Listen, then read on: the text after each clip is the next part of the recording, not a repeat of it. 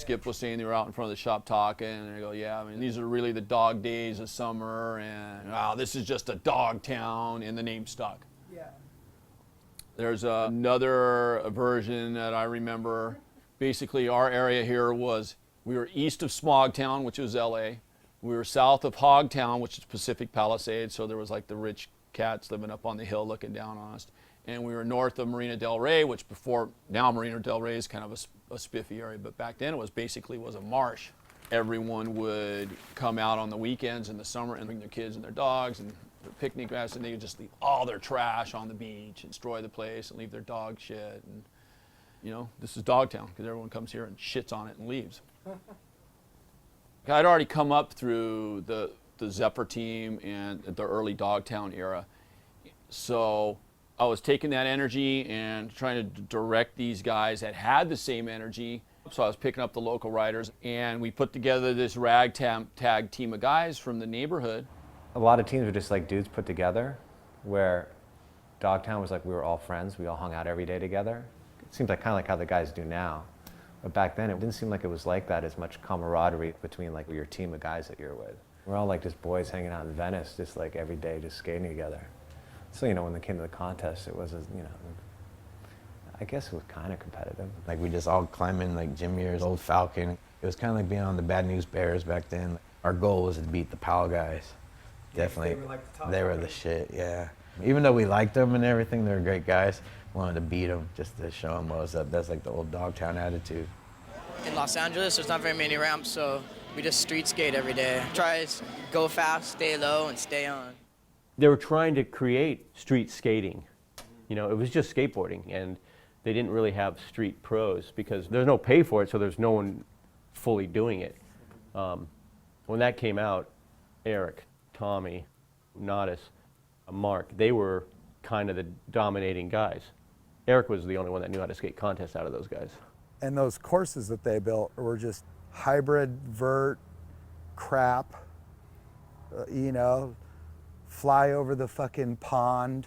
And Eric would make it work. Coming from a more advanced place, Eric pieced it all together and flowed and went fast. Eric Dressen was like a force to be reckoned with. I remember him just being the guy to beat in these street style contests, you know, now, and I'm like, dude, this guy's been skating a long time. You could see his face turn red, and you just knew he was like gonna go 110 miles an hour, and you knew he was gonna stay on, you know what I mean? First place, $2,500, Eric Dressen. Congratulations. You know, at one point, Eric couldn't beat me at all. Then all of a sudden, he just turned into this skateboarding monster and just a machine. I mean, the end of the day would come after 2 days of competing in the finals. I'd always be glad to be there, and I'd always go, oh, fuck, there's Eric. It'd be your last runs, and you'd be gasping for air. I'm tired, and oh, fuck, I hope I did good. And then Eric Dressen would come up, just fucking hammer his run, and you'd be like, fuck, man, this guy's still not tired. We called him Pony Boy because of his fucking calves. He was like a little horse, you know, and he was a fucking everywhere. Whenever he skated the course, the street course, he skated everything and didn't stop. Dressen never slowed down. He pumped full down the stairs. Like the street league of our time, Eric was winning every year. He was like #1 every year. So like you had Nadas, you had Gons, you had all these people that were like getting a lot of notoriety, and then you had Dressen winning all the contests. For 2 or 3, 4 year period there, he probably was one of the most successful competition skaters there ever was in skateboarding. So we don't really have that good a record keeping in skateboarding as well either. So For me, I really wanted to do good because I thought if I did good, it'd help my career, and I just wanted to be a pro skateboarder, and I didn't want to work in a deli anymore. And I was doing good in contests, and I got offered to stunt double on Gleaming the Cube for Max Perlich. Stacy guaranteed me like 8 months of solid work. I ended up working 1 day, and they didn't need me after that. And I was like, well, what am I gonna do now? And then a few days later, like it's always like, we're all going to Hawaii, all the Venice boys. And we went to Hawaii for like a week and a half, maybe 2 week trip. And that was where I got to skate every day, wake up and just go skating. And some of us hadn't even flown on a plane before. Me, Block, and Jimbo, and A soy, suicidal Jimbo. That's Grant in the background. That was a big trip, big deal. I like this photo. That's from like some ditch in Hawaii. Soy took this photo. Soy really inspired me out of anybody. Hanging out with him and seeing how his career was going and the lifestyle he was leading. He was like just going all over the world and ripping, didn't have a care in the world. Where I had to go to work on, Monday and then just got to skate like, on the weekends. This is the contest results from the mini ramp contest in Hawaii, '89.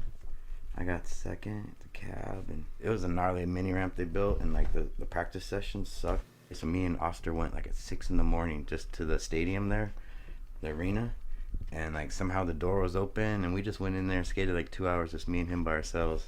We used to always cheat, like sneak in early in practice. Me and Scott Oster were doing all the demos together back then. I was doing pretty good in contests, winning contests. Everywhere I was going, all the shops, like Santa Cruz, were like the main #1 skateboard company. Santa Cruz hit me up, things weren't going as good at Dogtown.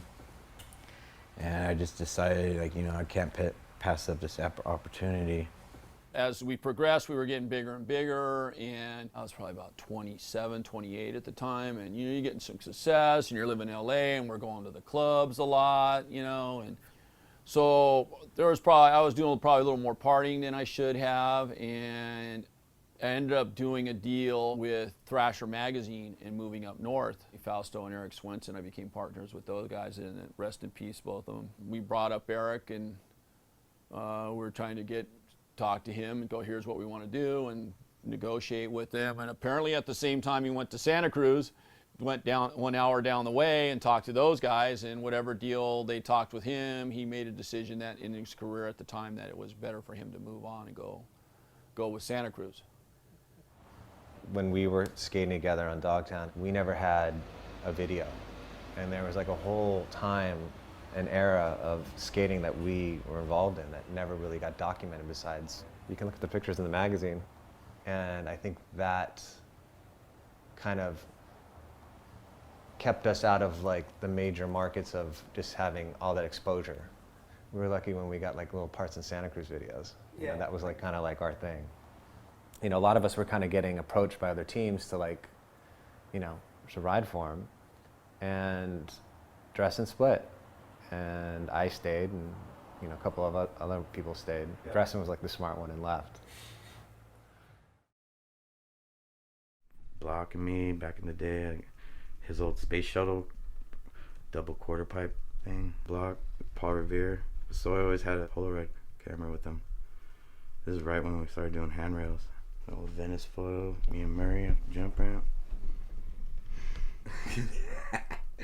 Looks like I'm skyhooking. First built the little quarter pipe down there before they painted it. Me detailing.